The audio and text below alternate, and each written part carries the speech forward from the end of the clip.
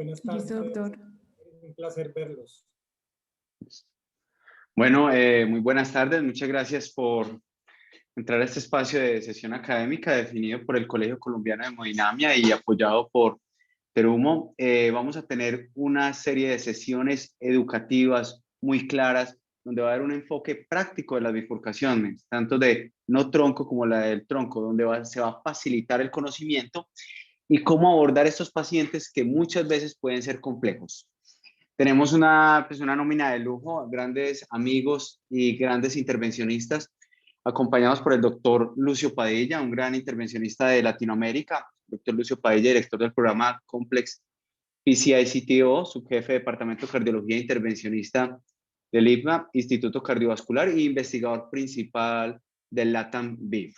También nos acompaña el doctor Carlos Uribe, que es el jefe académico del Departamento de Hemodinamia de CardioVid y del Hospital Pablo Tobón Uribe y profesor asociado de la Universidad UPB y Universidad 6. También en la mesa tenemos al doctor Libardo Medina, cardiólogo intervencionista de la Fundación Cardiovascular de Bucaramanga, y el doctor Mauricio Zúñiga, cardiólogo intervencionista en angiografía de Occidente de Cali. La idea es evaluar un caso, un enfoque muy actualizado, un enfoque sencillo donde todos podamos preguntar y saber las soluciones a los diferentes problemas que tenemos cuando intervenimos una bifurcación. Entonces, vamos a comenzar. Muchas gracias.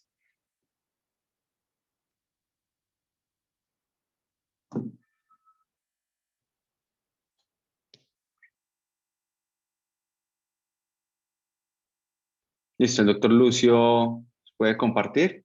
Perfecto.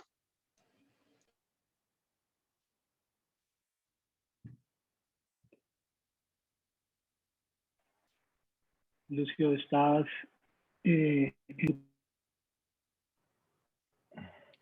Lucio, estás en mute.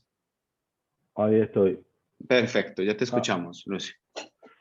Bueno, primero que todo, muchas gracias por la invitación. Es un honor participar dentro de la Sociedad de Cardiología Intervencionista de Colombia. La idea es participar en el primer evento de unos cuantos que van a suceder de bifurcaciones, en este caso de bifurcaciones no tronco, y después vamos a seguir con el transcurso de los días haciendo otros eventos sobre otras técnicas, tanto en no tronco como en tronco. Hoy vamos a presentar un caso sobre el tema de cuando uno quiere comenzar con una stent provisional, el paso a paso, y en este caso es un paciente de sexo masculino, de 67 años, con angioplastia previa a la arteria descendente anterior a la corona derecha, y que actualmente ingresa o consulta por angina clase funcional 2 con isquemia en el territorio de la cara lateral, medicado con aspirina, clopidogrel, rosuvastatina, losartán y carvedilol. Y esta es la angiografía inicial, ¿sí? Como podemos ver, encontramos acá en la arteria circunfleja dos grandes ramos lateroventriculares con lesión significativa en el primer ramo lateral, moderada severa en el segundo ramo lateral, ambos ramos de bastante similitud en cuanto a diámetro y en cuanto a extensión. Y acá podemos verlo en otra proyección, en una oblicua caudal izquierda. Fíjense cómo se ven ambos ramos, las lesiones ostiales y proximales del primer y segundo ramo lateroventricular. Aquí podemos ver tal vez el segundo con un grado de severidad que impresiona mayor, el primero con una lesión también severa. Y en este caso, visualizando y según la clasificación de Medina, podemos decir que esta es una Medina 1-1-1, 1-1-1 por la bifurcación, y con un ángulo de aproximadamente 65 grados, con una bifurcación tipo ENI. Y en este caso, entonces, decimos como primera pregunta, ¿qué estrategia usted preferiría? Si el ramo que uno considera secundario, ¿cuál es el más importante? Si el superior, que sería el 1, o el 2, el inferior. No sé si vamos a hacer una votación Sí. actualmente. Sí, aquí es muy importante para que todos votemos y demos nuestro punto de vista. Ahí pueden votar. Tenemos 30 segundos para la votación y mientras tanto me gustaría preguntarle al panel, por ejemplo, el doctor Zúñiga, ¿qué opina? ¿Qué le parece cuál sea más importante, cuál sea menos importante? Y sobre todo antes de eso, ¿qué es una bifurcación para el doctor Zúñiga? O sea, una bifurcación verdadera, ¿cuándo se define? Y aquí, si es o no cumple Bueno, criterios, por favor. claro, claro, Iván. Pues, yo creo que todos seguimos pues, los lineamientos pues, del EBC y el EBC ha recomendado pues, en sus diferentes consensos que uno considera una bifurcación toda intervención que se realice en la que haya la presencia de una lesión que comprometa una rama principal y una rama lateral en la cual el operador, cuando está realizando la intervención, no quiera perder esa rama lateral. Es esa la definición, que es una definición amplia, pero me parece oportuna que hace el EBC. Se define la bifurcación verdadera siempre que hay compromiso de la rama lateral, es decir, los medianas que terminan en uno siempre serán considerados como bifurcaciones verdaderas y las pseudo bifurcaciones o bifurcaciones no verdaderas que aparecen reportadas en la literatura generalmente se presentan cuando hay ausencia de compromiso en la rama lateral. Y este es un caso muy interesante porque si uno mira las dos ramas hijas o las dos Dauger pues, distales son ramas de similar diámetro y definir cuál es la rama principal y la rama lateral pues, va a tener unas consideraciones importantes, tanto funcionales como técnicas, que es como a lo que uno se enfrenta cuando realiza una bifurcación. Alguien pudiera decir que la rama principal es hacia la marginal baja y cubriría la lesión y posiblemente haría una estrategia provisional y pudiera salir con el caso también adelante. Alguien pudiera pensar que la rama marginal alta sería la rama principal y la rama lateral sería la marginal baja y probablemente en esa estrategia sí estaría muy abocado a tener que intervenir el caso con una estrategia de dos stents. Pues. Perfecto. Mira, aquí la respuesta es más importante la subdivisión inferior más que la superior. ¿Qué piensa el doctor Lucio con estos resultados, el que desarrolló el caso?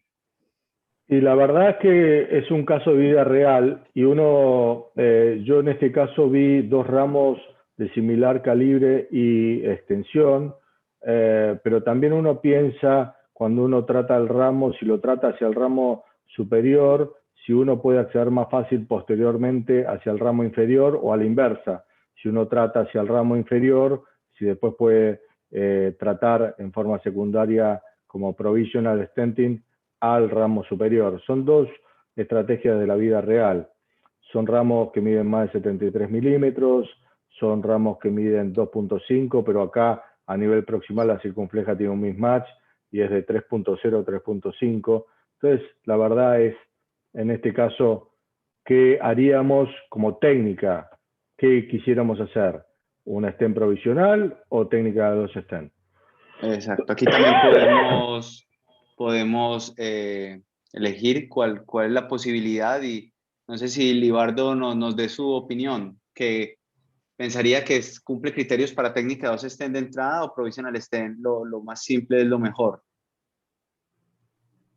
Bueno, yo, al igual como dice Mauricio, todos nos guiamos por el ABC, ¿no? Entonces yo creo que uno siempre busca lo más simple, ¿cierto? Lo que sea mejor para el paciente y pues hemos visto en todos los estudios que generalmente la técnica provisional puede tener alguna ventaja en cuanto a la reintervención cuando se hace técnicas de doble stent. Digamos, en ese caso, y yo considerando como la rama principal, la rama más distal, yo elegiría una técnica de stent provisional y trataría esa primera marginal que vemos ahí como la rama lateral, ¿sí? Digamos que esa es la visión que yo tengo, pero por ejemplo vemos que Lucio dice que él ve las dos ramas de un importante calibre, ¿sí? Y muy probablemente esa primera rama tiene lesión significativa. Entonces, en ese caso, también depende mucho de cómo el operador se sienta. Si el operador se siente con la capacidad de que puede sacar adelante una técnica de 2 stems, no estaría mal porque estaría asegurando las 2 ramas. Pero yo de entrada haría una técnica de stem provisional, tirando el stem a la rama más distal, haciendo un pot y verificando cómo queda el resultado de la primera rama. ¿Qué pensaría yo que viene ahí?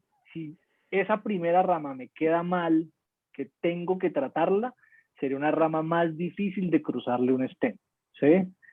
Digamos, por el ángulo que tiene, por el tamaño del vaso, por los ángulos que tiene proximales esa arteria, pasar un stent para un tap stent o un culot para resolver un provisional que quedó mal podría ser más difícil. Entonces, ahí viene la confianza y la experiencia del operador, que de pronto dice, yo aseguro mi primera marginal con un stent y luego puedo hacer la segunda rama con otro stent. Listo. Y los resultados del público son 59% para provisional stent sobre 41%.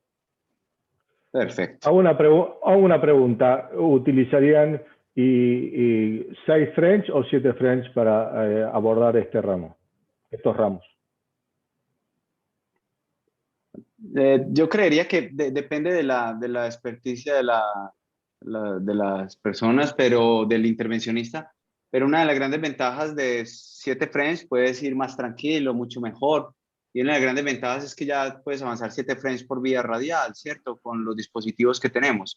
Pero por 6 French, si está entrenada adecuadamente, no tendría ningún problema. No sé qué opine el panel, doctor Uribe. Sí, eso es bien interesante la pregunta.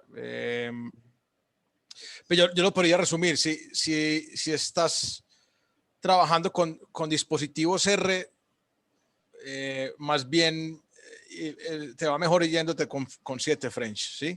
Si vas con N, dispositivos N, yo creo que no hay ningún problema yéndose con 6. Eso es una consideración. La otra es si estás, por ejemplo, en mi caso, con el fellow, con el residente, tienes una cantidad de pacientes que necesitas trabajar rápido, necesitas moverte rápido, también es otra consideración para 7, porque por 7 puedes ir mucho más ágil y mucho más rápido. Pero si estás solo, no hay ningún problema, es una abuelita que tiene que los accesos son muy límites. En ese caso uno podría irse con un 6 y no hay ningún problema. De hecho, pero obviamente con material N da mucho mejor. Con R es más complicado pasarlo, pero también lo hemos hecho con R6 French. ¿Cuál es la vida real ahí en Colombia en cuanto al N o el R habitualmente? No, Bueno, tenemos también. Dale, Ligardo. No, bueno, por ejemplo, en mi centro, digamos que nosotros estamos balones y guías, todo es le decimos nosotros, ¿sí? Nuevo. Muy poco reuso de balones y guías y se reusa catéteres, ¿sí? Los catéteres sí se les da reuso, pero balones y guías no. Valga, yo quería hacer un comentario cuanto a lo que preguntó Lucio de 6 o 7. Yo creo que de pronto debemos tener claro que, por ejemplo, todas estas técnicas de bifurcación de 2 stems, tanto tap, culot, dique crush, las podemos sacar adelante con un 6 French, ¿sí? Obviamente, va a haber una limitación porque es menos espacio para el tráfico de balones y guías y stem, pero valga la aclaración que uno puede sacar adelante esas técnicas de doble stem con un 6 French. Entonces, digamos que, por ejemplo, algo a lo que nos vemos enfrentados en la práctica es que la mayoría de los pacientes los abordamos por vía radial y pues nos quedamos limitados a un tamaño que es el 6 French, principalmente, por ejemplo, en mujeres, a pesar de que ya tenemos la posibilidad de utilizar 7 French. Entonces, vale la pena decir que se pueden sacar adelante estas bifurcaciones de doble stem con el catéter guía 6 French. Y lo que dice Carlos es muy importante. Para poder hacerlo hay que tener balones A, y muchas veces para poder hacer un kissing final en una bifurcación de 2 stems uno necesita volver a pasar un balón A, que me ha pasado. Y el slender es un introductor motor muy lindo para utilizar, porque uno puede, en personas como las mujeres o en personas con brazos más pequeños, poder utilizar un 7 French, un 7 en 6 y usar catéteres que puedan pasar por ese frenchaje y poder sentirse más cómodo. Mi frase es hacer simple lo complejo. Si puedo usar un 7 French, yo lo trataría de usar con 7 French. Pero bueno, obviamente, si tuviera todo material nuevo y no tuviera que usar ningún material reutilizable, podría usar un 6 French tranquilamente. Pero bueno, son realidades de Latinoamérica y hay que tenerlos en cuenta. Perfecto. Listo. Entonces, seguimos con la siguiente pregunta. ¿Sí? ¿Qué en caso de estén provisional predilatarían la rama? ¿Sí? ¿No? ¿Por qué? Por ejemplo, el doctor Uribe, ¿qué dice? ¿Piensa que predilatar la rama lateral es importante, no es importante? ¿Si hay disección o no? Sí, es muy importante la pregunta. Pues yo me formé en la vieja escuela, en el Chayo, que seguíamos en esa época, la escuela de Massy de Francia, de Marie-Claude Maurice, en el cual predilatamos siempre de forma rutinaria, ¿sí? Sin embargo, eso ha ido cambiando, ya ahora no se aconseja porque puede producir disección de la rama, y entonces es mucho más difícil, si predilatas, puede ser mucho más difícil a la hora de recruzar, ¿no? Sin embargo, hay un estudio muy interesante, sobre todo cuando es muy compleja la lesión. En este caso no tanto, porque en este caso no es tan compleja. O sea, está ahí borderline. Si ustedes ven, tiene otra lesión ahí adelantico de la circunfleja distal, ahí justo, está ahí en el límite de los 10 milímetros, ¿sí? Es muy importante, volviendo a lo anterior, es muy importante. Hay un estudio que publicó Francesco Ursota haciendo predilatación cuando la enfermedad es muy compleja, cuando es muy difusamente enferma, haciendo kissing balón con stents menos del diámetro de 1,1, pues, o sea, 0.51 el diámetro, ¿sí? O sea, si es una arteria, por ejemplo, de 2,5, como en este caso, utilizar un balón de 2 o de 1,5 y hacer kissing, ha demostrado que esos pacientes tienen mejor resultado a la hora de recruzar y se pierden menos las ramas a largo plazo. También hay otro estudio también de Manuel Pan, del grupo Manuel Pan. de Soledad Ojeda, de Córdoba, el grupo de Soledad Ojeda, también demostrando eso, publicado en 2014.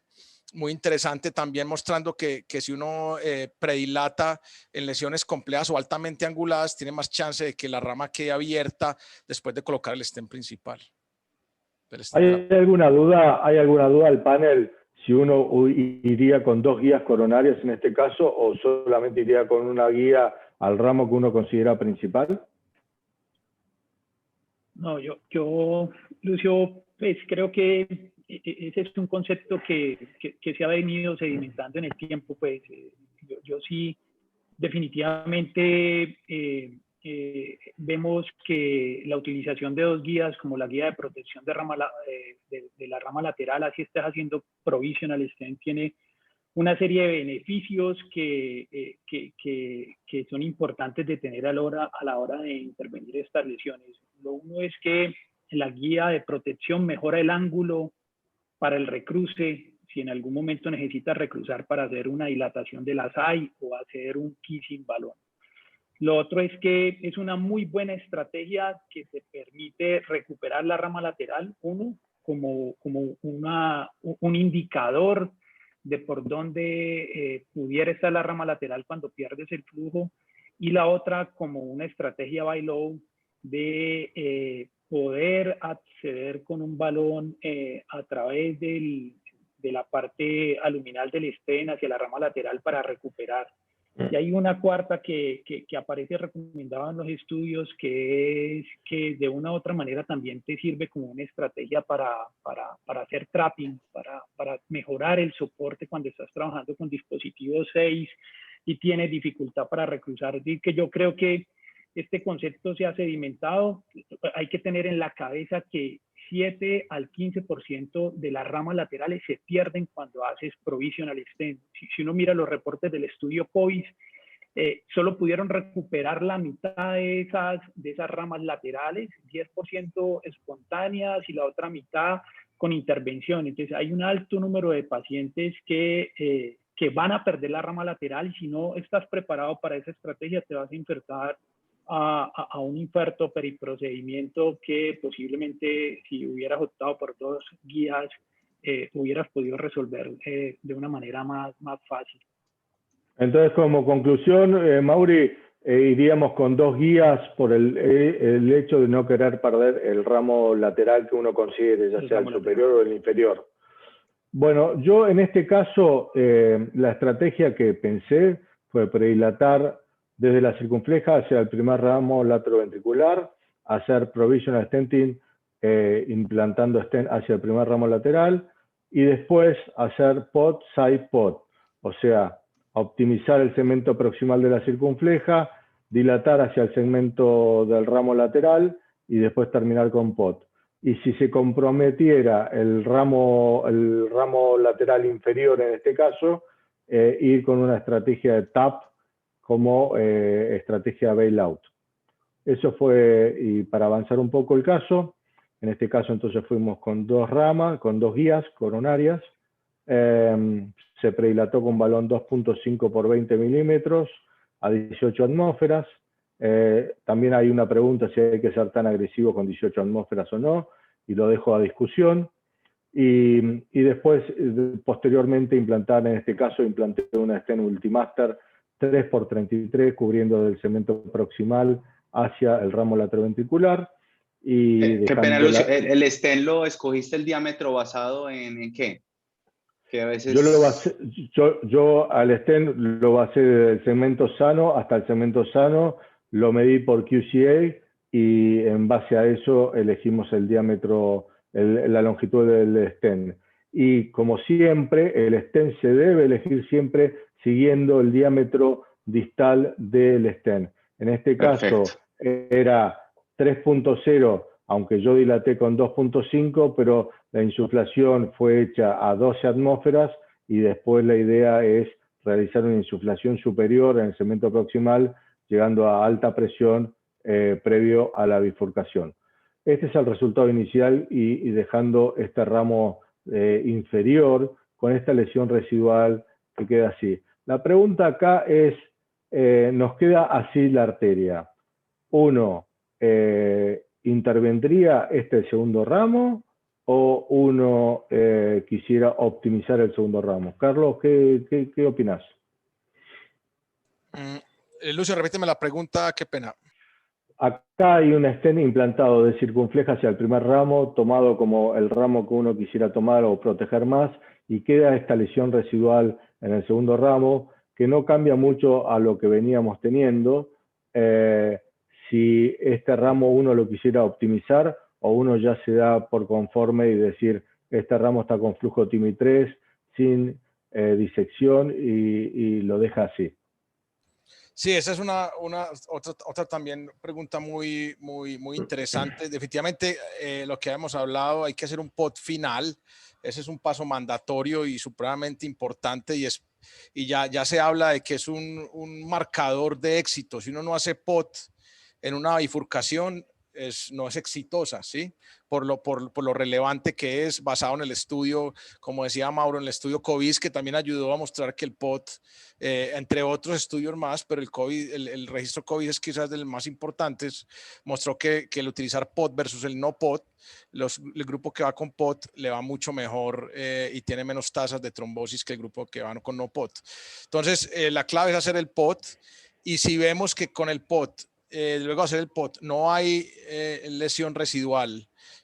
A mí me preocupa esa lesión que está después de esa imagen que se ve ahí, esa lesión que se ve después de la circunfleja distal que ustedes ven ahí. Por eso es que algunos podrían decir que esto es una lesión compleja porque está ahí en el límite de los 10 milímetros, algunos podrían también arguir que 2 stents de pronto de entrada hubiera sido bueno en este paciente por lo extenso de la rama lateral que alcanza a ser ahí el límite 10 milímetros.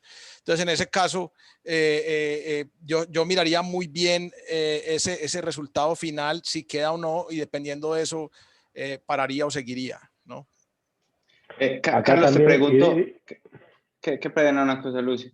Carlos, te pregunto, el POT lo escoges dependiendo pues, del diámetro del vaso proximal, pero si no te queda muy claro el diámetro proximal, ¿hay alguna fórmula, hay alguna forma Sí. de tener una idea de más o menos? Porque a veces es muy difícil saber qué balón escoger, y para uno estar tranquilo, ¿tendrías alguna fórmula o algo para saber qué diámetro escoger? Exacto, hay 3 maneras básicamente. O sea, hay una manera que es la clásica, que es poder con la angiografía, basado en la angiografía, si no hay enfermedad. El problema es que muchas veces está enferma la parte proximal, entonces no puede uno mirar bien, ¿cierto? O mirarlo por angiografía con el QCA, o hacerlo por imagen con iBus y con OCT.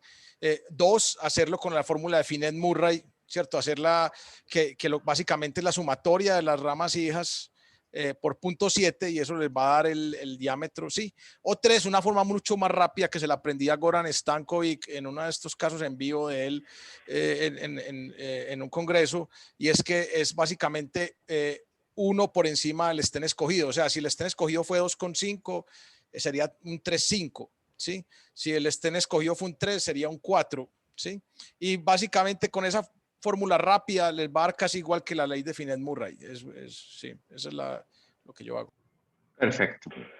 Bueno, en este caso, lo que hice fue hacer pot con un balón 3.5 por 15, porque tenía, y fíjense por la técnica stem bus o stem bis, fíjense cómo hay que dilatar todo el segmento proximal. El stem llega hasta aquí, así que fue primero optimizar con 3.5 por 15, 18 atmósferas, después optimizar el segmento más proximal y cubrir todo el segmento previo a la bifurcación que se ve acá. Acá está el stent que va hacia el primer ramo lateral.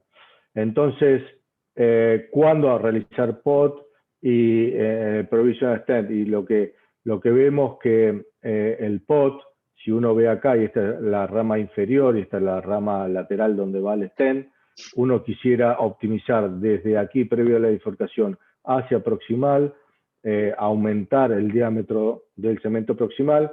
¿Por qué aumentar eso? Porque eso me mejoraría la posdilatación y el recruce hacia el ramo lateral o el ramo que uno considera como secundario, en este caso el inferior. Por eso es la optimización, Proximal Optimization Treatment, en este caso, ¿sí? Y el POT sistemáticamente sería utilizar el diámetro según el diámetro del segmento proximal. ¿Cuáles serían los beneficios del POT? Mejorar la posición en el segmento proximal del stent, facilitar el recruce para ir por la celda distal hacia el ramo lateral, facilitar el recruce hacia el ramo lateral, en este caso el inferior, y el repot corregiría la deformación cuando uno haga un kissing balloon, en este caso, ¿no? Eso sería un poco los beneficios de por qué el POT. Entonces acá la pregunta sería, uno puede hacer POT y después dilatar hacia el ramo lateral o hacia el ramo donde está el stent, POT side, POT, o hacer POT y después hacer kissing y después volver a hacer POT. Perfecto. Entonces, ¿puedes explicar un poco que a veces no es muy conocido, lo de qué es POT side POT? Bueno, si uno... Ok. ¿Mauri? Bien. No sé, Lucio, ¿lo respondes? Está bien. No, vos. Bueno, POT side POT es una técnica pues que consiste en la dilatación hacer un POT inicial, recruzar, idealmente por el segmento distal pues del strut hacia la rama lateral, y hacer un POT final.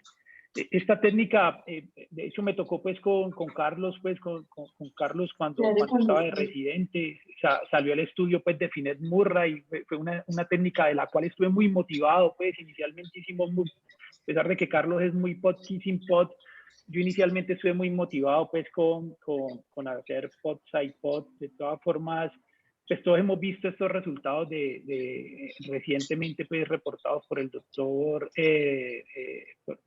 Ormiston, en que compara los resultados del pod side pod, y yo creo que todos lo vivimos, pues yo creo que todos los que hemos hecho bifurcación y hemos hecho pod side pod vemos que uno dilata la rama lateral y la ve con un diámetro bastante adecuado, y cuando uno hace el repod o el pod final, uno ve que el orificio o la lesión ostial vuelve y reaparece. Eso desmotivó y llevó pues a la realización de estudios en señuelos, y estos estudios en señuelos que fueron hechos pues por Ormiston han generado mucha discusión acerca de si esta es la técnica más adecuada pues para enfrentarse a bifurcaciones cuando los diámetros son mayores de 2.5, por lo cual la recomendación del EBC en este último consenso tiene más la tendencia a realizar pod kissing pod, debido a que se ha visto de que cuando se hace pod side pod generalmente se produce una disminución del diámetro oval de la SAI cuando se hace el repod. Esa es más como la tendencia. Yo lo utilizo para vasos pequeños, cuando mantengo la estrategia de kit open, pues, de mantener una rama muy pequeña, menor de 2.5 abierta. De lo contrario, siempre trato de hacer pod kissing pod. No sé si haya otro concepto acá pues en el panel, pero es más o menos eso como la percepción pues de lo que tengo. Fíjense acá, después de recruzar hacia el ramo lateral, que uno considera como ramo lateral, dilatando con un balón 2.5 a 12 atmósferas, nada tan agresivo, fíjense cómo queda por stem boost infraexpandido o deformado el origen del side branch o del ramo lateral que uno considera como inicial. Entonces, esto es un problema, ¿no? Lo que decía Mauricio recién, que uno puede hacer el pod side pod, deforma al dilatar aquí, deforma el segmento del ostium del ramo donde tiene el stem. Entonces, esa foto es espectacular, Lucio, porque mira, bonita. mira ahí mira el ostium de la principal, el ostium de la principal, y miren la pared al frente, la pared del stem al frente, miren que se ve completamente jalonado y distorsionado, ¿cierto? Que no alcanza a corregirse completamente con el pod final, ¿sí? Que es lo que John Ormiston en el artículo del 2020 y lo que venía diciendo desde el TCT del 2017 en los trabajos que él hizo en Nueva Zelanda y con la gente de Auckland. Definitivamente el pod side pod no alcanza, el pod final no alcanza a corregir la disminución del diámetro del os, de ustedes ven eso ahí en ese punto donde señalaste. No alcanza a corregir esa deformación ahí en ese punto. Yo hoy por hoy estoy haciendo pod kiss pod, el pod side pod, al ver toda esa deformación que ya me ha pasado en varios casos, también sucede.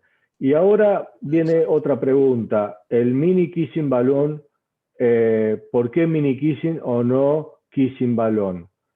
Y tenemos que decir qué sería mini kissing y qué sería kissing convencional, ¿sí? Fíjense acá como hacia el ramo secundario, lateral que uno considera, el punto proximal del balón está apenas introducido hacia la zona de la bifurcación. ¿Y por qué sucede Porque si uno compara lo que sería el kissing convencional, o sea, el ramo lateral y el ramo principal, dos balones, y el segmento proximal, quedaría un segmento proximal donde el segmento quedaría deformado, y a pesar que yo después le genero un pod, me quedaría el cuello de botella y no me quedaría bien. A diferencia del mini kissing, donde uno pondría en la punta del balón solamente hacia la entrada de la bifurcación, no me alteraría el segmento proximal donde yo tengo el stem, y yo al realizar el POT podría corregir esa deformación inicial.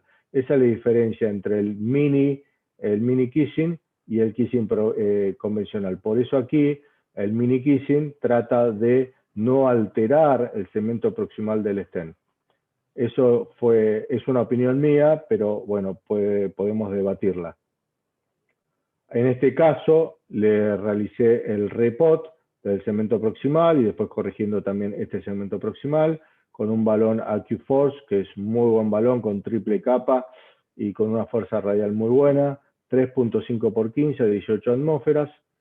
Este es el resultado final. Fíjense el ramo principal o uno tomado el ramo principal y el ramo lateral. Y aquí me quiero detener para que evalúen cómo quedó este ramo, el secundario, y si uno se quedaría contento con esto y se iría, o uno seguiría haciendo algo.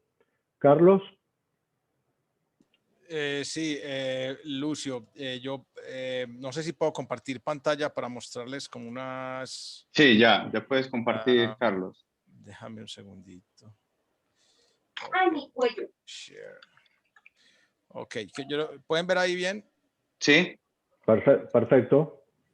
Entonces, obviamente el concepto de cuándo tratar la rama lateral ha sido muy debatido, como ustedes han visto pues en el último consenso y en todos los consensos que vienen atrás pues del EBC. Y si ustedes ven los estudios tienen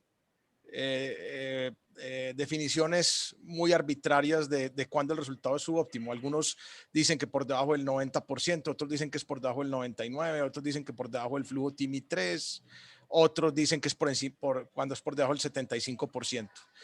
El EBC, cuando ustedes ven, el EBC tiene un cambio, el consenso del EBC tiene un cambio desde el 2014-2015 en adelante. Si ustedes ven los consensos del 2014 para atrás, todos dicen lesión residual del 75%, ¿sí? Luego cambian a resultado subóptimo, pero no se comprometen en nada. Para Latinoamérica y para el medio nuestro, que nosotros no tenemos imagen, no tenemos mucha opción de FFR, un buen punto de corte yo pienso que es el 75%. Cuando ustedes ven que luego de hacer POT queda una lesión residual de más del 75%, o sea, un resultado subóptimo, es importante tratar la rama, ya sea con balón o sea con stent. Vieron que Lucio trató con balón y quedó una imagen residual de disección. Ese es un criterio para tratarlo con un stent con técnica de TAP, de T-Stent Small Protrusion. ¿Okay? Y el otro criterio es TIMI flow o flujo TIMI menor de 3. ¿Sí? Básicamente lo que seguimos nosotros en el consenso colombiano es el marcador del 75%, cuando es más del 75 menos del 75%. En esta flujograma que ustedes ven acá está como resumido todo el consenso colombiano, ¿sí? Y en el cual ustedes pueden ver que dependiendo del 75 menos del 75 se decide o no, y también si hay disección o no hay disección de la rama. Esa es el criterio que nosotros seguimos. Bueno, hay otro concepto muy, muy importante que publicó el grupo de Corea con Kim y con Bong-Woon Koo, que yo creo que este es el artículo de los artículos más importantes publicados en los últimos 10 años de bifurcaciones, en el cual miraron a ver cuándo una rama lateral era relevante y a qué punto va esto, que si uno sabe cuándo en realidad una rama es relevante, pues está indicado uno meterle toda la batería, tratarla con stent o simplemente dejarlo con la disección quieta y no hacerle nada, como en ese caso, ¿cierto? Y cuando encontraron ellos que la rama lateral es relevante. Primero, cuando es una rama que tiene una longitud de más de 73 milímetros. Muchos me dirán, bueno, pero es que eso es una cosa muy etérea. ¿Usted cómo me va a decir que 73 milímetros desde el punto de vista práctico? ¿Yo cómo voy a hacer para medir 73 milímetros? Pues es muy fácil. Son dos guías y media de segmento radiopaco. O sea, el segmento radiopaco de la guía, hágase de cuenta mentalmente, cojan 2 guías y media y eso les da 73. Eso les da 73 milímetros más o menos. O sea, es a grosso modo para que les sirva esto desde el punto de vista práctico en su práctica clínica. Lo segundo, ellos vieron que el diámetro del vaso, más de 2.5 milímetros, es otro predictor importante de rama lateral que suple más del 10%, o sea que es una rama importante. Y tercer concepto que es muy interesante, y este es quizás el más bonito de todos, es la arteria que usted está, la arteria principal que está irrigando, ¿cuántas ramas tiene? Es decir, si usted tiene una descendente, como en este caso, usted tiene una descendente y ve una gran rama diagonal y no tiene más ramas hacia abajo, esa rama tiene que ser significativa, ¿sí? Pero si por el contrario, usted tiene una descendente anterior y eso está lleno de ramas diagonales de 1, de 2, de 3, de 4, de 5, quiere decir que se comparten mucho la circulación, comparten mucho penumbra isquémica, es muy redundante la circulación en ese nivel y cualquiera de esas ramas no es significativa. Entonces, cuando usted tiene menos de 2 ramas en ese territorio de la arteria que usted está tratando, cualquiera de esas 2 ramas va a ser significativa y ese concepto es muy, muy importante, ¿sí? Cuando tiene más de 2 ramas, pues usted podría ser más liberal, dominante.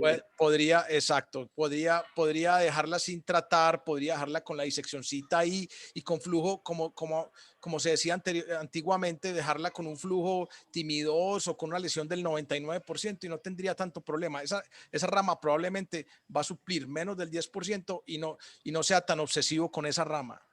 Pero si usted tiene una rama de más de 73, tiene un diámetro de más de 2,5 y fuera de esos una única diagonal o 2 diagonales tiene una ahí al lado, usted tiene que metérsela toda esa rama y tratarla con toda, ¿sí? Entonces, Carlos, es lo que yo quería como mostrarles. El concepto de dominancia. Ok. Sí, hay otro concepto, claro que eso ya es más profundo, Mauro, entonces no quiero como dejar a la gente pero más o menos, o sea, si ustedes tienen 2 diagonales, digamos, y la primera diagonal es mucho más grande, es el doble de la segunda diagonal, probablemente ese doble tamaño de la primera diagonal con respecto a la segunda diagonal, la primera se llama dominante, ¿sí? La segunda es no dominante. Y de esa manera, pues, la primera diagonal va a ser mucho más significativa y va a tener más chance de suplir más del 10% de la rama miocárdica, pues, de la masa miocárdica, que la segunda rama que es más pequeñita. O sea, no todas las diagonales son iguales, lo que quiero decir. Cuando usted encuentre 2 diagonales en ese territorio supliéndola. Si usted ve que las dos son iguales, y tienen el mismo calibre, la misma longitud, ambas van a ser más del 10%, pero si una es más grande y la otra más pequeña, probablemente la arriba es la que llaman dominante y la segunda es la no dominante, ¿cierto? Lucio, ¿y cómo continuaste el caso? Que ya tendríamos más o menos 10 minutos para presentar los casos, Bien. En aras del tiempo. Bueno, entonces el caso en este caso, no sé si lo llegan a lograr ver todos.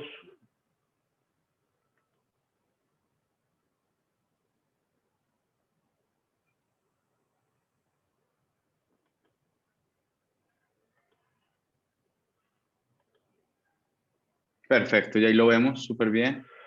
Bueno, esta es una pregunta de cuántos harían IBUS para poder visualizar si es una bifurcación compleja, verdadera, etcétera. No sé cuántos hacen ecografía intravascular en sus laboratorios en este tipo de casos. No porque no la quieran hacer, sino por la factibilidad, ya sea económica o la posibilidad. Esto es un poco para saber cuántos harían ecografía intravascular en esta bifurcación, donde se ve esa imagen de disección en ese ramo inferior de la circunfleja, que es un ramo importante, ¿no? Sí, yo pienso que Lucio, como estamos nosotros, es muy igual a ustedes. En no tronco es complejo la utilización de imágenes intracoronarias y pensaría que rarísimo, apenas estamos aumentando el porcentaje que más o menos pensamos que es menos del 10%, pero en lesiones de tronco. Pero pensar que lo queramos hacer, claro, todos quisiéramos para evaluar, ver si la disección compromete la media, si hay hematoma alrededor, pero la posibilidad en nuestro país es muy baja, Lucio, muy baja. Sí, acá en Argentina, por ejemplo, no lo pagan, entonces es una técnica que uno lo usa y uno lo tiene que asumir como costo. Pero bueno, en cada país es diferente. En este caso, para ser un poco más concreto, bueno, fíjense acá, menos de 20 o 20 es un 40%, ¿no? Sí, 41%. Nunca es otro 25%, o sea que no tienen posibilidad. 75% es bastante poco. O sea, en realidad, o no lo hacen, que es un porcentaje alto, o lo hacen en un menos de 20%, un 40%. Yendo a esto, fíjense aquí en verde, como se ve aquí, esta es la imagen distal. Fíjense en naranja donde está la disección, aquí, ¿sí? Y acá uno ve el diámetro, ve la disección, ve el tipo de placa que uno tiene, y ya aquí en el celeste, que sería este caso, o en el segmento proximal del stent, sería este caso, uno ya puede ver con ecografía intravascular y uno con esto puede optimizar el tratamiento final.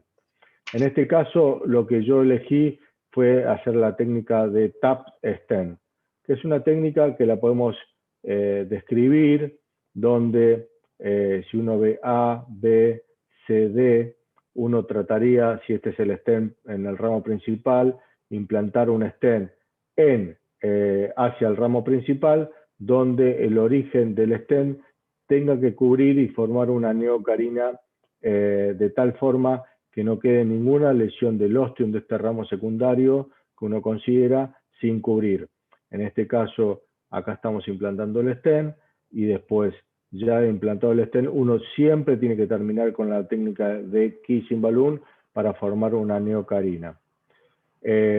Yo utilizo bastante también la técnica Stent Boost Live, que es tratar de hacer en vivo y el posicionamiento del stent para dejar la menor cantidad de stent dentro del strat. Fíjense cómo aquí viene el stent del vaso principal y aquí estoy tratando de dejar cubriendo el stent, pero que me quede cubriendo el ostium del ramo lateral, ¿sí? Y acá entonces hay la técnica de TAP, dice cuál es la longitud de la neocarina que yo estoy creando. Y uno pasa por la angulación de esto, ¿no? O sea, si el ángulo es casi 90 grados, la técnica como si fuera una stent en T es más fácil para que cubra el ostium que si fuera un ángulo en I, que puede ser menos 75 grados o más 75 grados. Fíjense que si yo coloco en menos 75 grados y me dirijo solamente y veo el stent en el segmento inferior, no cubro el ostium en el segmento superior. Mientras que si cubro el segmento superior, voy a dejar una cantidad de stent hacia el ramo principal. En este caso, la calidad, lo que uno quiere hacer es poder colocar el stent cubriendo el ostium, fíjense, después hacer el kissing y después poder recruzar hacia el segmento distal, por el segmento distal, y después hacer un kissing y terminar realizando la protrusión del stent lo menos posible hacia el vaso principal. Este es el resultado que tuvimos en este caso. Terminamos con kissing y aquí está el resultado final. Este es el kissing, este es el POT final con 3.5, que siempre hay que realizarlo, siempre hay que realizar el POT final.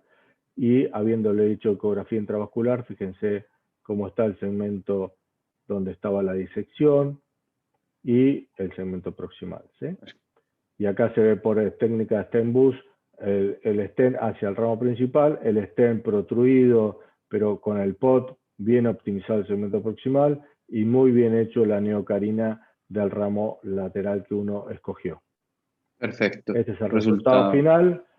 Así que bueno, no sé si alguno quiere comentar algo. Dos preguntas, Lucio. Cuando uno hace el kissing, que me preguntan por interno, ¿siempre es mandatorio hacerlo con balones no complacientes o se puede hacer con balones semicomplacientes? Y lo segundo es el kissing simétrico y asimétrico, ¿qué diferencia hay? O sea, ¿se inflan y se desinflan los balones a la misma vez o primero uno o el otro? ¿Qué diferencia hay o qué beneficios hay? Yo trato de hacer el kissing con balones no complacientes para no sobreexpandir el diámetro del balón y hago un kissing con intervalos, comenzando por el ramo principal que elijo, a 12 atmósferas, después a 4 atmósferas en el secundario, después bajo a 4 en el principal, subo a 12 en el secundario y después finalmente termino con 12 y 12 en el principal y en el secundario como kissing y después termino con un pot yendo de la bifurcación hasta el mismo segmento proximal, en este caso con balón 3.5. No, perfecto, un resultado muy limpio, muy claro, la charla con unos conceptos muy claros. Estoy esperando si hay preguntas y mientras ustedes discuten, vamos a ir mostrando rápidamente en 4 minutos 2 casos de los múltiples que nos enviaron muchos casos. Ante todo, muchas gracias y la idea es que sigan mandando casos. Vamos a mostrar un caso del doctor César Cuellar y después, si tenemos tiempo, del doctor Senior. Mientras ustedes discuten, ¿qué piensan del resultado final del doctor Zúñiga? Doctor Uribe, Libardo, ¿qué opinas? ¿Dudas? No, yo solo una cosa por decir, es súper interesante lo del concepto del mini kissing que Lucio pues, lo mostró y lo realiza de manera adecuada. Yo solo quiero decir es que cuando yo hago mini kissing, generalmente se me desliza el balón de la SAI, el balón que queda más distal. Entonces, lo que hago como para mejorar esa situación es inflar primero el balón de la SAI a más o menos 4 atmósferas, posteriormente inflo el otro y así no se me desliza cuando los inflo a la misma vez, porque como la protrusión es tan pequeña, me funciona bastante bien. Lo otro es que el white paper recomienda hacer inflados secuenciales a alta presión, es decir, antes de hacer el kissing secuencial, alta presión rama lateral, alta de un vaso presión y del otro. rama principal. Exacto. Y después si haces kissing a 12. Y para esto de mejorar el barrel knee, pues el cuello botella, con Carlos en el consenso lo discutimos previamente, pues lo que había en la literatura no estaba tan sedimentado lo del mini kissing, es utilizar la estrategia del 12-4-12, 12 a la SAI, 4 a la principal, pues desinfla uno la SAI a 4, infla a 12 y desinfla a la misma vez. Eso parece también de mejorar un poco la deformación elíptica que se produce cuando realizas kissing. Sí, mira que hay un registro que se llama el registro RAIN, que lo publicaron el año pasado de los italianos, el cual mostró que el kissing con minimum overlap, o sea, con mínimo sobreposición, definida hasta como 3 milímetros o menos, o sea, 3 milímetros de sobreposición, o sea, hacer como un kissingcito, no mini kissing, sino un kissing con mínimo overlap, los dos, de 3 milímetros cuando se juntan, les va mejor que el grupo que hacía kissing full en toda la longitud. Es bien interesante ese concepto, pues obviamente es un registro, pero es un registro con casi 1.600 pacientes cada brazo, pues, y entre eso está todo el grupo de Italia, de Ursota y todo el grupo de ellos, sí. Perfecto. Listo, no, vamos a presentar 2 casos para discutir, para aprender todos juntos. El primer caso lo tiene el doctor Cuellar y adelante, doctor Cuellar. Bienvenido. Muchas gracias. Buenas tardes, ¿cómo le va? Muchas gracias al Colegio Colombiano de Hemodinamia y a los organizadores de este simposio por la invitación. Muchas gracias y felicitaciones a los conferencistas. Ha estado muy emocionante la discusión y un gran caso, doctor Padilla. ¿Me confirma si está viendo la pantalla? Sí, la estamos viendo. Listo. César. Perfecto. El caso que les voy a comentar el día de hoy es un paciente masculino de 72 años de edad con antecedente de hipertensión arterial que venía controlado con losartán 50 miligramos cada 12 horas. Tenía otro antecedente de enfermedad coronaria, se le había practicado una angioplasia con un implante de un stent hace 8 años. Esta información, pues, no tenemos qué tipo de stent fue realizado en otra ciudad. Extabaquismo hace 8 años, y para la enfermedad coronaria venía recibiendo atorvastatina 40 miligramos al día y aspirina 100 al día. Este paciente, por un cuadro de angina estable de más o menos 1 año de evolución, se le había realizado una arteriografía coronaria en otra institución en noviembre del 2020, haciendo un diagnóstico de enfermedad coronaria de 2 vasos principales. Lo describía como una oclusión total crónica de la arteria descendente anterior y una oclusión total crónica de un stent en la circunfleja distal. Y un vaso secundario, una diagonal de pequeño calibre, era descrita en ese momento en la arteriografía. El paciente fue enviado a valoración por cirugía cardiovascular. Él fue rechazado en ese momento por cirugía, interpretando unos malos lechos distales. Posteriormente fue a cardiología clínica, donde el cardiólogo decide solicitar una prueba de viabilidad miocárdica, considerando que pues, tenía 2 oclusiones totales. Previo a referírnoslo, se le hizo una perfusión miocárdica que mostró necrosis en el área de la circunfleja y mostró isquemia del 15% con viabilidad en el territorio de la arteria descendente anterior. Así está leído. Esas imágenes de la medicina nuclear no las tengo. Entonces, el paciente, esto había sido entre noviembre y febrero de este año, noviembre del año pasado, febrero de este año. Él ingresó el 15 de mayo, nuevamente ahí sí a nuestra institución con un cuadro de dolor torácico, sin cambios agudos electrocardiográficos, y hizo unos biomarcadores positivos. Yo revisé la arteriografía original de noviembre y desafortunadamente no la tengo porque esa se quedó con el paciente. Entonces, me van a creer un poco, la coronaria derecha era normal, y esta ya es la réplica de la planificación que yo hice. Si están viendo el video. No, está parado en la primera diapositiva. Pon ahí abajito. Entonces, ¿Quieres? déjame un segundo. Está marcado en las características del paciente. Listo, listo. Entonces, Tiene que compartir pantalla en grande. Full, César. pantalla full. Full. No sé qué. En modo presentación, sí.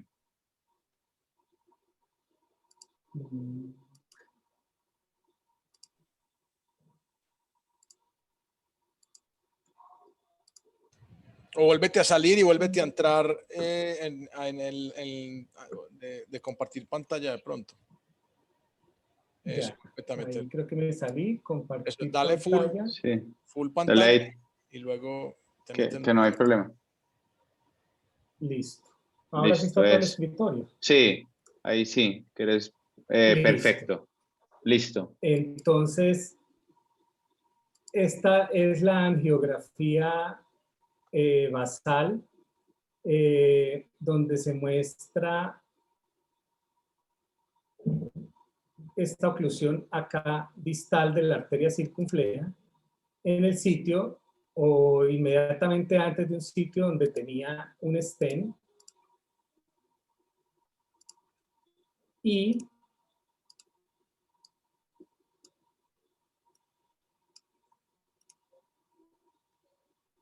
esta es la proyección craneal donde muestra la oclusión total de la arteria descendente anterior. Si quieres, ponlo en verde para ampliarlo, César, para que la gente vea la diagonal. Perfecto. Listo. Entonces, se alcanzaba a ver un lecho distal de la descendente anterior que aquí aparece. Pues en ese momento, pues uno podría interpretar lo que sí fuese de pequeño tamaño. En este momento teníamos esta diagonal con esta lesión acá de un 85% en el tercio medio. esta diagonal en esta angiografía mía ya tenía algo de nitroglicerina que yo le había echado previo al procedimiento. En el diagnóstico no se veía tan grande. Entonces, en este caso, yo había planificado originalmente revascularizar la descendente anterior desde después de esta diagonal hacia adelante y eventualmente, dependiendo de qué me encontrara acá en esta diagonal, si veía un tamaño suficiente, de pronto tratar esta diagonal como vasos independientes y en ese momento no como una bifurcación como tal. Entonces ese fue mi enfoque inicial. Aquí tenía, digamos, todo el kit, todo el equipo para el tratamiento de esta oclusión total crónica. Inicié con un catéter guía 7 French y la primera guía que utilicé fue una guía Fighter de Boston Scientific y digamos que afortunadamente en el intento inicial rápidamente se logró recanalizar. Posteriormente, soportado con un balón de predilatación, avanza hasta el vaso distal y se logra predilatar con un balón 2.0 por 30, salvando esa oclusión total.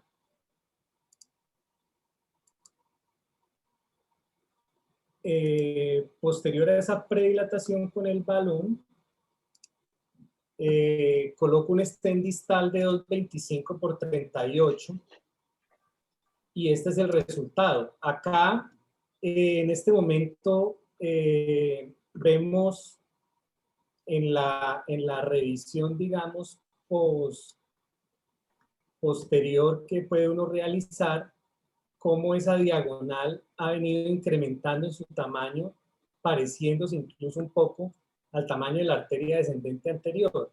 Acá, con el ánimo de pronto de excusarme un poco ante los dogmáticos de las bifurcaciones que nos acompañan, yo estaba muy concentrado en este resultado distal y en la progresión aquí de la enfermedad y descuidé un poco lo grande que se nos había en lo grande que se nos había convertido esta diagonal, de tal suerte que decidí en ese momento poner un stent proximal sin proteger esa rama diagonal y pues lo que me encontré fue esto.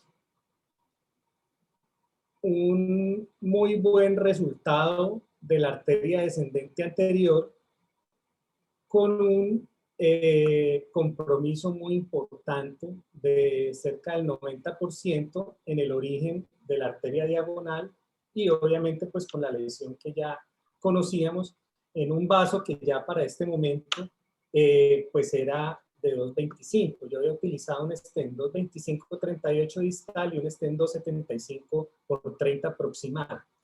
Entonces en este momento pues el plan fue cruzar esa diagonal con una guía floppy. Se cruzó sin mayor problema, hice una predilatación con el balón de 2 por 30, obteniendo un resultado subóptimo en el justo origen de la arteria diagonal, motivo por el cual decidí avanzar hacia un TAP y fue la técnica que decidí utilizar para el tratamiento de esa bifurcación. Acá tengo la foto de cómo quedaron los stents, la explicación que nos da ahorita el doctor Lucio, el borde superior, digamos en este caso del stent perfectamente adherido al origen de la arteria diagonal y la neocarina con el borde inferior, digamos, del stent y el resultado angiográfico. César. Que es este. Bueno. Muy bueno, sí. Sí, doctor. Carlos. César, mira que es muy interesante el caso que mostraste porque ejemplifica lo que habíamos hablado ahora de que solo tiene 2 diagonales. Quiere decir que Sí. cualquiera de las 2 ramas son supremamente importantes. De pronto la de abajo es más importante, se ve más grande, de más longitud, entonces probablemente esa es la dominante, la diagonal dominante que llaman el grupo de Corea, ¿cierto?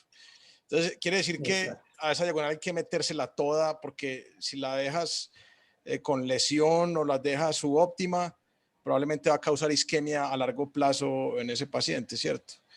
Es importante otra cosa y es que, como decía Mauro, el white paper del EBC es muy enfático en que si se va a utilizar técnica de 2 stents, se haga dilatación secuencial, ojo con eso, secuencial, o sea, primero un balón a alta presión, primero un balón a 20 atmósferas, luego el otro balón a 20 atmósferas y luego te vas a kissing con 10 si quieres hacerlo de la forma estándar o como están haciendo ahora con el trabajo de los japoneses, que es 12-4-12, ¿cierto? Técnica de 12-4-12, ¿sí?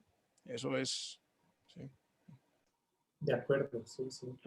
Hay me parece que si yo tuviera que hacer de vuelta, César, este caso, yo el ramo este que estás mostrando, el ramo diagonal, le hubiera puesto siempre una guía de entrada, porque me parece que es un ramo grande, dominante, extenso, con muy buen diámetro, y que si uno pusiera el stent, podrías llegar a haber perdido ese ramo diagonal. Y si lo llegas a perder, es un problema. Entonces, si de entrada ya ubicas con una guía ese ramo diagonal, ya sabés que lo tenés defendido. Por otra parte, después de colocar el stent a través del ramo diagonal, hubiera hecho pot en el segmento proximal al ramo diagonal para poder recruzar, hacer kissing y después hacer, si hace falta, colocar un stent en el ramo diagonal, crashearlo y después hacer un pot final previo kissing balloon. Eso es lo que yo hubiera hecho a diferencia en este caso, porque en este caso lo pudiste recruzar, pero puede llegar a haber la posibilidad de haber perdido todo ese ramo diagonal y generar un problema, ¿no? Pues un ramo diagonal dominante. Eso sería como una enseñanza que todos nosotros estamos aprendiendo en el día a día, compartiendo casos, y haría esa modificación en base a lo que se realizó previamente. De Sí, acuerdo, exacto. completamente de acuerdo. En este caso, pues digamos, como le comenté, no fue una bifurcación que hubiese planeado tratar, la cual pues la hubiera hecho de forma convencional, sino que fue como una bifurcación que me terminé encontrando. Pues no es excusa, obviamente es válido todo esto, sino que el análisis lo hice en una arteriografía que no era de mi institución y la calidad no era tan buena, de tal suerte que estas diagonales, las 2 diagonales que vemos pues aquí obviamente al final, pues la segunda pues es muy dominante, en esa arteriografía se veían muy parecidas y mi objetivo casi que era tratar como de aquí en adelante, entonces yo dije, si esta la veo grande, le trato la lesión del tercio medio, pero en principio no pensaba encontrarme con esto, que pues por fortuna llegó a un feliz éxito y no a una complicación como un infarto de todo este territorio, pero completamente de acuerdo con la recomendación, claro que sí. Oh, y excelente resultado, César. Sí, el resultado es excelente. Muy bueno y César, muchas perdón, veces... a mí me parece fantástico el resultado, pues César, felicitaciones. Lo otro es que es un caso que a mí me parece bonito para demostrar eso, es decir, siempre hay una opción de resolver la bifurcación, así uno no vaya tan preparado. Es decir, siempre que uno se enfrenta a una lesión en una bifurcación, uno no sabe si vas a perderla, no vas a perderla, y a mí me parece muy loable que entraste con un 7, que nunca alguien simple pudo haber dicho, ok, ya recuperé la descendente anterior, pero le diste una pelea merecida a esa rama diagonal y me parece que el resultado es muy bueno. Te felicito, hombre, y es un muy bonito caso, me parece a mí. Fíjate que ahí podemos ver el ejemplo que nos decía Carlos de las 2 ramas radiopacas y media. Esa rama es grandísima. Sí, exacto. Al principio posiblemente el diámetro era bajo, pero se veía una longitud mayor de 73 milímetros. Claramente con el abordaje del doctor Cuellar era una oclusión total donde iba a enfocarse en un enfoque anterógrado. Entonces, posiblemente esa fue la definición al inicio, pero claramente lo que dice el doctor Uribe es que sí, si uno mira el tipo de ramas que presenta, solo hay 2 ramas. Entonces, una debería ser muy extensa como tal, pero el resultado parece óptimo. Otro concepto que yo le estaba haciendo fuerza a Carlos para que lo soltara es la dominancia izquierda. Este paciente es dominante derecho. Cuando usted se enfrenta a una diagonal en dominancia derecha, es muy probable que esa rama lateral jale más del 10% de la rama fraccional miocárdica, que fue lo que mostró el estudio que estábamos hablando con Carlos.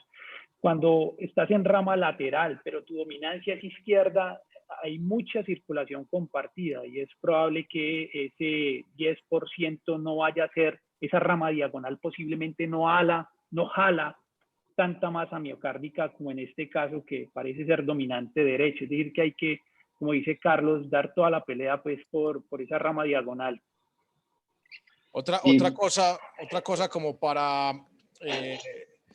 es decir, uno cuando está enfrentado a una CTO, y me pasa a mí, me ha pasado muchas veces, uno va enfrentado a abrir la CTO y se le olvidan las ramas, ¿cierto? O sea, a mí también me ha pasado que, como le pasó a César, o sea, uno va enfocado en hacer escalonamiento, en utilizar guías de alta y sacar bien el resultado de la CTO, pero de pronto deja olvidada la bifurcación, ¿cierto? Pero muy bien resuelta como le hiciste, César.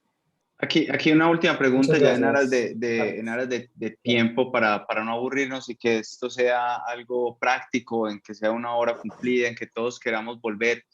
Para el doctor Lucio y para el panel, nos pregunta el doctor Villalobos, ¿qué estrategias para rescatar una rama lateral cuando se ocluye posterior a stent provisional? ¿Qué técnicas utilizas normalmente? Claramente, si tienes una guía que es un Just Market es importante, pero ¿qué técnicas utilizas para rescatar la rama lateral, doctor Lucio, y el panel? A mí lo que me gusta mucho es, si yo tengo en este caso, por ejemplo, yo en este caso que presentó César, le hubiera puesto una guía hacia la rama lateral de entrada, hacia la diagonal. Y es probable que después de poner el stent uno lo pueda perder porque tiene una lesión significativa. Lo que yo trato de hacer es pasar una guía hacia la descendente anterior, en este caso, pasarla más allá del ramo diagonal y después venir con la guía lupeada hacia proximal y tratar de, previo POT en el segmento proximal para aumentar el tamaño de los strats en el stent proximal al ramo diagonal para poder recruzar con más facilidad hacia el ramo diagonal. Eso creo que es clave, ¿no? Hacer un POT previo al ramo diagonal y después pasar una guía hacia la descendente anterior, distal a la diagonal y venir con la guía como si fuera un knuckle, llevándola hacia el segmento proximal, hacia donde está el ramo diagonal y de ahí cruzar hacia la rama diagonal. Eso es lo que yo trato de hacer habitualmente.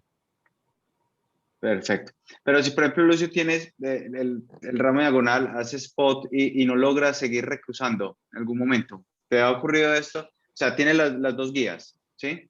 Tienes la guía en J en la rama lateral y la guía en la rama principal. Haces spot para tratar de, pues, lo normal para abrir los struts y tratas de recruzar y no logras pasar con la guía. ¿Utilizas microcatéter, utilizas otro tipo de guías? ¿Qué haces? Sí, yo creo que cuando uno hace POT en el segmento proximal, al aumentar el tamaño de los strats, la posibilidad de recruzar hacia el ramo lateral, ya teniendo una guía en ese ramo lateral, es mucho más sencillo. Y siempre trataría de cruzar hacia el segmento distal por los strats, para cruzar hacia el ramo lateral, en este caso una diagonal. Guías, trataría de usar una guía que tuviera un torque 1 a 1, y si no pudiera cruzar con una guía convencional, usaría una guía de CTO tipo Fighter de Boston o una Fielder XT para poder recruzar hacia ese ramo diagonal. Y sí usaría microcatéteres para poder dar mayor posibilidad de manejo de de cruce, ¿no? Perfecto. Y si me imagino que si no logras recruzar en ningún momento logras recruzar, ¿cambiarías la técnica? ¿Cambiarías la técnica ya teniendo una guía ahí? No sé si el panel quiere definir algo ya para terminar. Yo quisiera decir una cosa con lo que dijo Lucio. A mí me ha pasado muchas veces que se pierde la rama lateral, que fue lo que preguntó. Sí, a Libardo siempre le pasa, se le pierden todas. Se pierde y se deja de ver, porque el problema es que se deje de ver y uno solo vea la guía. Entonces yo he utilizado la técnica que dice Lucio, que es utilizar las guías de oclusión crónica, las que son taper y que son hidrofílicas. Esa guía logra pasar, pero hay que tener mucho cuidado porque uno puede disecar la rama lateral, sí, o perforarla, y me ha pasado, sí. Yo cruzo todo, al pericardio, pero cruzo. Entonces eso hay que tenerlo muy, muy en cuenta, pero esa es una estrategia para hacerlo. Otra cosa que a veces yo hago es mover un poquito la guía atrapada, ¿sí? Sin perder ese marcador, como tratar de movilizarla y de esa manera tal vez como mover esa placa que está ocluyendo ese ostium y utilizar una guía dedicada, taper, modificándole la punta para poder, digamos, entrar a esa rama lateral que está tapada. Para responder a la pregunta de César Villalobos, que es excelente, hay cuatro estrategias que uno hace de menor a mayor, las voy a dar de menor a mayor, que uno hace para en el momento, como decía Libardo, de que se le pierde la rama. La primera, repetir el pot, vuelva a hacer un pot. O sea, si a usted le fue la rama, vuelva a hacer un pot a más alta presión, vuelva a hacerlo un poquito más, de pronto le quedó muy proximal, vuelva a hacerla más. Segundo, utilizar una guía hidrofílica. Las guías hidrofílicas son más cruzadoras, ¿sí? Tercero, utilizar, como decía Libardo, una guía de alta dureza, una guía de CTO que no sea pues, de un gramaje muy alto porque puede perforar. Y cuarto, la técnica que se llama técnica de rescate. La técnica de rescate es que uno pasa un microcatéter primero o pasa un balón de 1.5, 1.25 a través de la guía atrapada, la guía que está jailed, la guía, y empieza a dilatar de a poquito, se empiezan a dilatar de a poquito, luego entra con un balón 2, luego con un 2.5 y convierte en una especie de crush el resultado y así logra uno salvar la rama. Esa es una medida de último recurso, pero está reportada y es válida.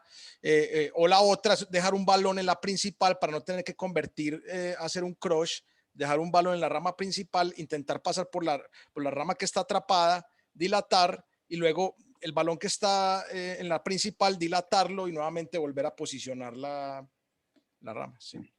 Perfecto. Hay una forma también que es buena de implantar y de poner un balón posterior al ramo diagonal, justo pasado al ramo diagonal, insuflarlo y de ahí en más poder negociar con la guía para cruzar hacia el ramo diagonal en este caso.